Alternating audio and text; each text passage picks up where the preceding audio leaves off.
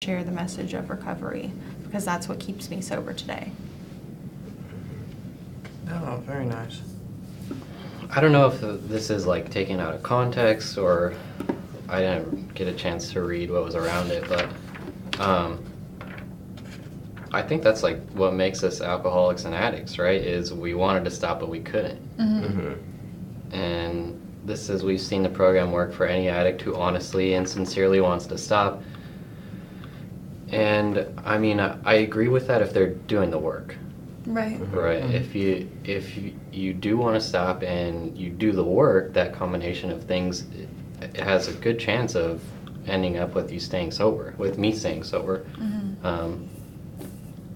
But as far as just wanting to stop, like, it's like you're talking about feeling that pain. You just don't want to feel the pain anymore. Like, I get that, but are you willing to go through the steps and do the work and stay accountable and do the things necessary to stay sober? You know, like you said, it's for people that do it, not necessarily for people that just want it. I think that carrying the message under any circumstances is completely necessary, because like you never know what's going to happen, who you're going to impact. And I mean, I've had experiences where somebody will come up to me like 2 weeks after speaking at a meeting or being somewhere, volunteering somewhere, or whatever it is, and they mention something about what I did, or you know, actions I've taken, and it's just strange. But it's a really good feeling actually when somebody notices and they're like, you impacted me, and it's like, that's what 12-step work is, and that's the reward you get from it. Right. Yeah, there was actually a crazy story that a friend of mine told me.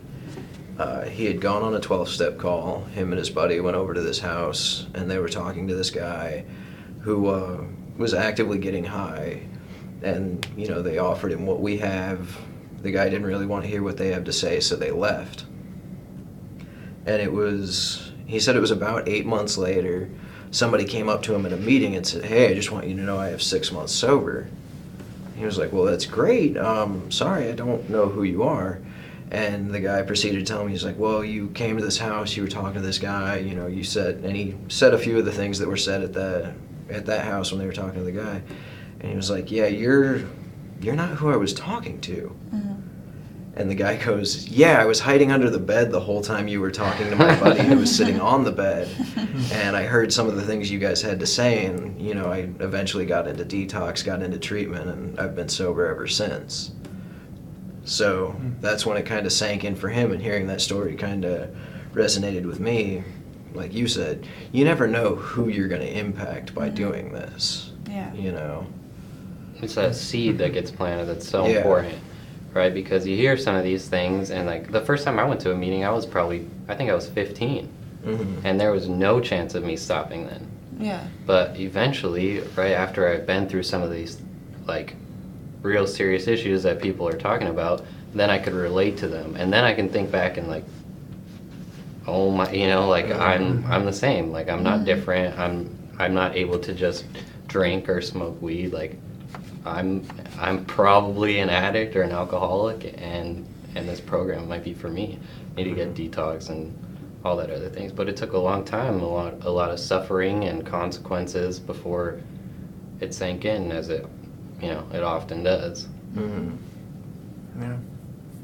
Well, I think just putting it in the perspective of time makes it even more interesting, because there's always that common assumption as it's called instant gratification, where you have an action and then there's an immediate result that accompanies it. We all know that really well. Yeah. But the thing is, just like putting it into the perspective of time, that even if you are giving someone advice or you're trying to help them and it just seems like it falls on deaf ears, doesn't mean that it'll always be that case. And, you know, people have this wonderful thing called memory where, you know, even like in the future, they might even, you know, think back to something that you said and it might just click for them then. Yeah, that's kind of one thing that happened to me is my sponsor now. A few years ago, my mom called her and was like, "You need to come over, like she's ready to leave." And she came over and she told me, it was the first time I ever heard it, and it was like, you don't drink or use no matter what. And it came back to me one day when I was having like troubles with my mom, and I went to a friend's house and I knew that she was getting high, and she was doing it in front of me, and like she handed it to me, and I was like ready to do it, and that thought, like what my sponsor said, came to me, and it's like no matter what happens, I can't give up, because I stopped for a reason. So if I stopped for a reason, why go back and have to stop for a reason again? If that makes sense. No, it does.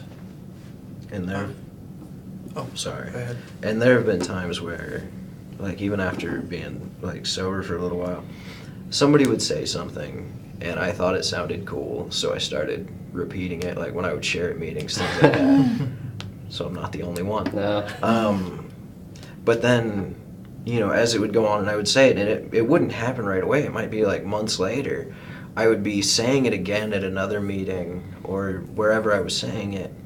And as I was talking, the meaning behind the words would start to sink in. Like, has that ever happened to you guys? Yeah. Mm-hmm. So, and that was another thing. They probably have no idea that happened. Right. And I don't want to take credit for it, but it may have happened where I said something that somebody thought was cool, and then when they were repeating it later, the meaning of what I was trying to say sank in. Right. Yeah. Yeah. It really does kind of bring an element of humility to it, because, you were just a vessel for that information, to a certain extent. Like, and who knows how many people I repeated that to, and it hit them right away, and it took me months to figure out what I was saying. Yeah. I find that strangely comforting, actually. Should we move on to the next reading? Absolutely. So the next reading is from Daily Reflections, called A New State of Consciousness. He has been granted a gift which amounts to a new state of consciousness and being.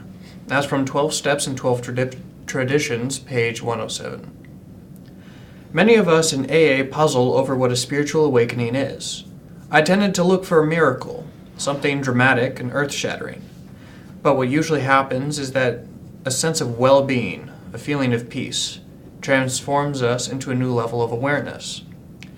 That's what happened to me. My insanity and inner turmoil disappeared, and I entered into a new dimension of hope, love, and peace. I think the degree to which I continue to experience this new dimension is in direct proportion to the sincerity, depth, and devotion with which I practice the 12 steps of AA. Yeah. Sorry. That's deep. So, for me, at least, my spiritual awakening happened over time, and it just didn't come to me and sitting on top of Camelback Mountain or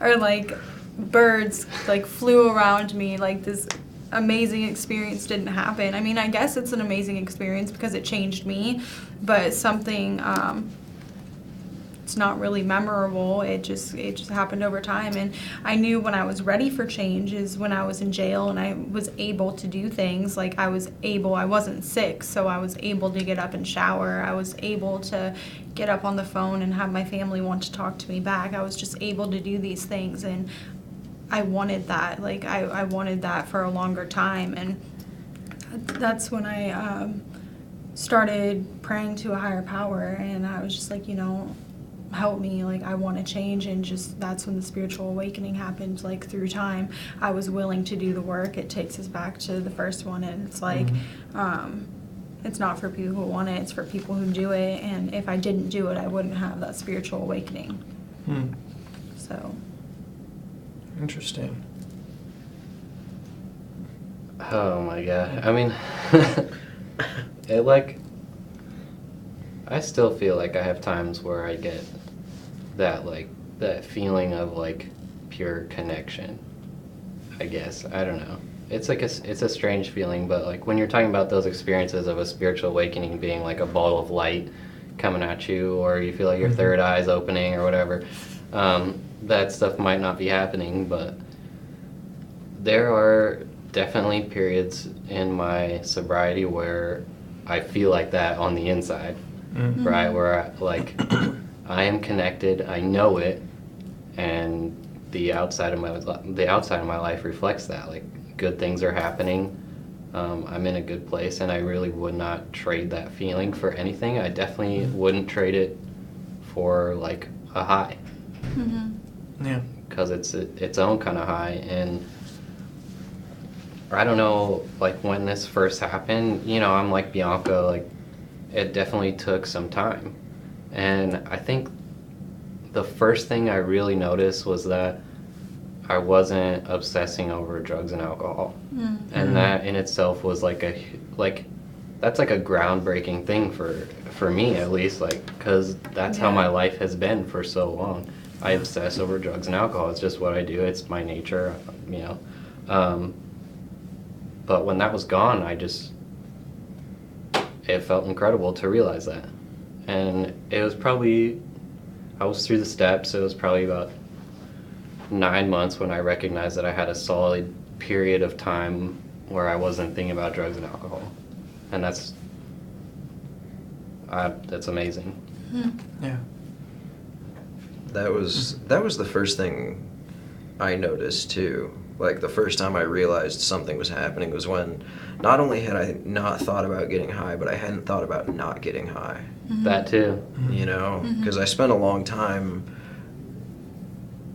I would wake up in the morning and my thought was, okay, all I have to do is make it back to my bed and stay clean in between, and I'll be okay. And I don't know when it happened exactly. If I could remember when I forgot something, I probably wouldn't have forgotten it. But eventually that stopped being the thought process in the morning. It was waking up and, like, I hope there's still coffee. There were normal thoughts that came behind it, and I didn't really notice that it happened. Other people around me saw this change happening well before I did. Right. But I remember one of the, like, more, like, earth-shattering ones for me, when I finally noticed what was happening to me, was through the process of making my amends, I ended up having to go to court for a few things. And one of them, it looked like I was probably going to go to prison for quite a while. And I remember sitting in court, and my sponsor and a couple of my friends were there. They had just come along, and I didn't say it to anyone, but the more I thought about it, it dawned on me, like, I'm genuinely okay with this. Yeah. And I'm not just saying that so that people think I'm cool. I'm not saying it to anyone. I just, like, I'm okay with this. This will play out however it plays out, and that'll be fine. And then I realized that's no, like, the Corey before today would have just ran and hid from this, you know. And I told my sponsor, I was like, I think I'm okay with this. He's like, yeah, you wouldn't have shown up if you weren't. Now stop whispering, we're in court. So, but that's, you know, it took some time, and it wasn't something I noticed. It kind of happened little by little, and then all at once I realized something was different. So I don't know when the change came that made me ready, though. I still believe I just got lucky. Things worked out the way they did. Yeah. It's a higher power for you. Yeah. You don't have to understand it to see it work. Right. Yeah, I found it really interesting how these two readings actually really tie together, because you have these moments of these spiritual awakenings, and they often happen little by little. Sometimes, you know, not even almost things that almost go unnoticed.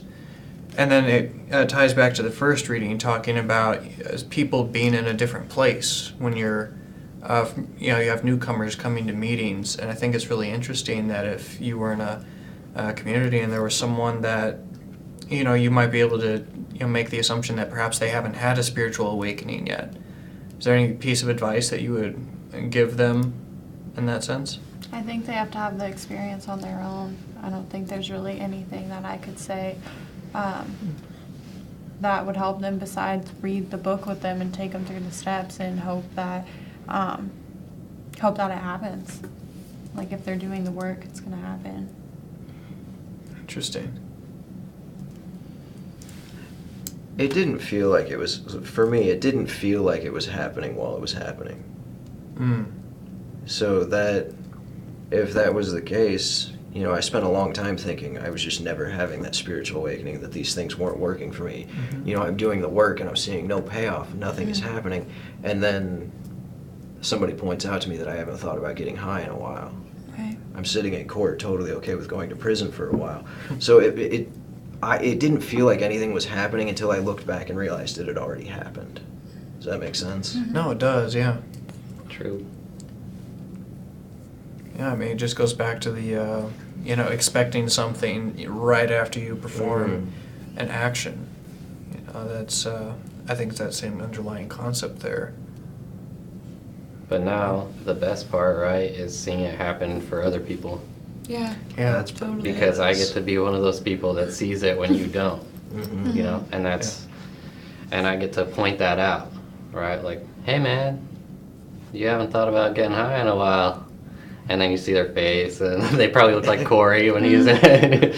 Yeah, and that's another one of the rewards, you know, of being there, carrying that message, and I don't know, that's part of getting that feeling of connection, knowing that it works, when you get to be on the other side and see it work in somebody else. Right. Oh, absolutely. You know, it just kind of also ties into the concept of, the rewards of being in recovery is being able to, assist, the people around you. And I feel like a lot of those rewards actually just comes from their success. That's really where a lot of that selflessness comes in, where it's really that you take pride in the progress of others. Mm-hmm. I'll agree with that. Yeah. Yeah. That sounds It's good. a lot like walking into a surprise party and you're all surprised and happy, and then you get to hang out and surprise the next person that walks in. True. Hmm. You know, I like the way you That's put a that. really good, yeah. I'm not gonna claim that. We as should my do own. that. Okay, sorry. Yeah, we Have totally a need to. surprise party for someone, and then you walk in. Surprise! So it just starts as one person in a room. Surprise! Now stay here because more people are coming. It's just a surprise for the No. next person that It walks just makes in. me think of the first person just getting, surprise, I'm the only one here. Oh, that's depressing. There always has to be a first. No one's here to surprise me. Oh, but they get to surprise someone else. So You're it's all Bill good. W. Okay. Yeah, he started the party. He did. Well, I think that's probably a good place to leave off. Party's it's a good high note to end on. But anyway, thank you so much for joining us this week, and we'll be back next week with more live stream reflections. Cool.